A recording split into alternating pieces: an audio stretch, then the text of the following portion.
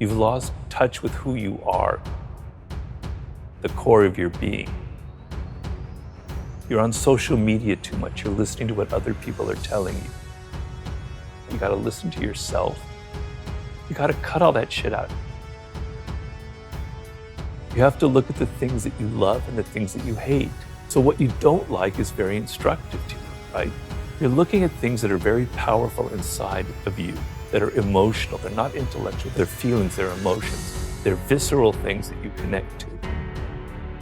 I've always followed the laws of power, which is change things up, enter action with boldness. Don't be afraid to do things differently. Adapt your strategy to the circumstance. It's never too late. The earlier you figure it out, the better off you are. But it can happen later in life. Now, I figured out at an early age that I wanted to write. I didn't know what I wanted to write, but I loved words and I loved writing. And if I didn't have that connection when I was 8 years old, all the way into high school and college, I would have been a lost soul. And I empathize with a lot of people who don't have that feeling when they're 8 or 18 or in their 20s. But I'm trying to tell people everybody has it. You're just not listening to yourself. You've lost touch with who you are. There are 5 forms of intelligence. We normally associate intelligence with intellectuals, with our Noam Chomsky, with Albert Einstein. No, intelligence comes in all forms. Working with your hands is a form of intelligence. A carpenter has a high form of intelligence. People who are sports, who athletically use their body, that's another form of intelligence. There's music, there's math, there's language. You have one of these frames of mind. By the way your brain is wired, you are inclined towards one of them. Figure that out. You gotta be a bit bold. You have to embrace what makes you different. It takes time. To do anything in life takes time and hours, and patience and work. So I like to tell people to go back to their earliest childhood memories of things that really excited them before they got mixed up with parents, teachers, and all that, other people telling them stuff, you know? You gotta cut all that shit out.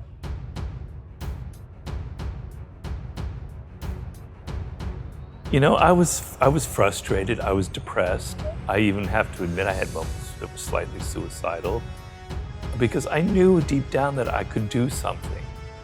I was different from other people. I had different experiences, you know, and I knew that there was something I needed to express. There was a purpose to how my life had unfolded, but I couldn't find it. I had tried everything. I tried every form of writing, every possible endeavor you can imagine. It just didn't click. So I was very deeply frustrated. And the frustration, I tell people, it's a good thing. Negative emotions are trying to teach you something. They're trying to teach you the opposite. Something else is going on. Frustration, what would be worse than frustration would be despair, giving up, no hope. But frustration is a sign that you haven't given up.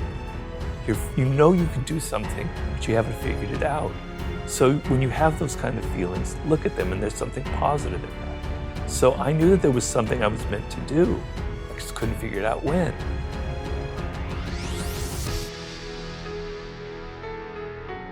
It's easy for me, a boomer, I have to admit that, to preach to you when you have gone through you've gone through a pandemic, what looks like to be a recession, and then if you're a millennial, you went through the crash in 2008. It's easy for me to preach. You're dealing with really difficult circumstances.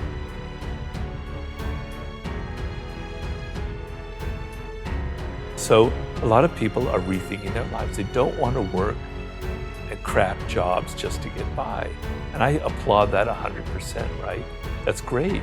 So you want to think about working for yourself is the ultimate position of this world.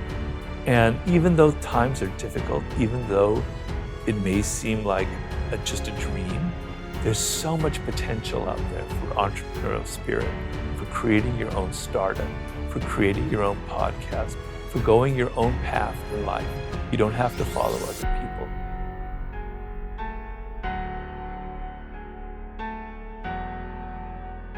It's not like it was when I was growing up. There were things that were better back then. There are things that were a lot worse, right? You have so many more options. It's just that you're not going to reach them. You're not going to be happy in this short time that you have to be alive unless you take it seriously and still have some fun and adventure and excitement. You got to listen to yourself. You have to embrace what makes you different. Just don't listen to your parents go, I got to be making $100,000 when I'm 23 and go to law school and do all this stuff. You're going to burn out.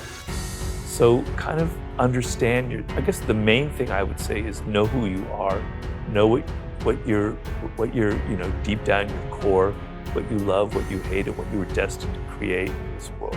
That's like the most important process you can go through. Everybody has that potential.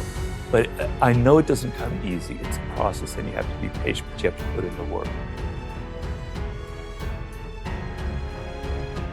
But another skill that you cannot ignore is the social. We're social animals. And there are a lot of people in life who ignore that because they're shy. And I was very shy as a young man. I was mostly quite introverted as well. Because they're shy, they just simply lean on their own strength, which is learning something really well, learning math or learning algorithms or learning how to write, etc. And they ignore the social because they're afraid of it. But you cannot get ahead in this world as a social animal, dependent on other people in every aspect of life, unless you treat that as another skill as well.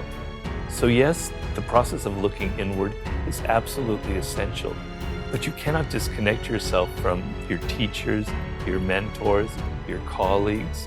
You could have all the skill in the world and know your life's task brilliantly, but if you continually alienate people by your boorish behavior, by your insensitivity, all of the skill level in the world will be completely neutralized by your own mistakes.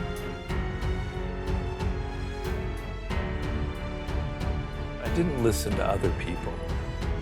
At so many turning points in my life, I could have been discouraged. People could have said, I had somebody say, Robert, you're never going to be a good writer in life.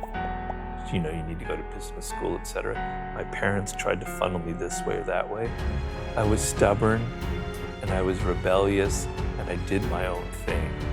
And because of that, I have kind of a different voice from other people, right? And when I look at books out there, I'm searching for that voice of somebody who's different, who has something different to say, who speaks in a different tone of voice, that has their blood and their personality in their writing. And I don't find it often, but when I do, it's a great thing. And so, to me, success in life is kind of being who you are. There's a famous expression of the great ancient Greek poet Pindar about become who you are. It's a process of becoming who you actually are and realizing what it is. So we talked about my weirdness earlier on, and following that has allowed me to craft my own message, which is basically about opening your eyes up to the reality of the world and to what people are like. But I'm not able to do that unless I had ignored what other people tried to foist on me earlier on in life. It's never too late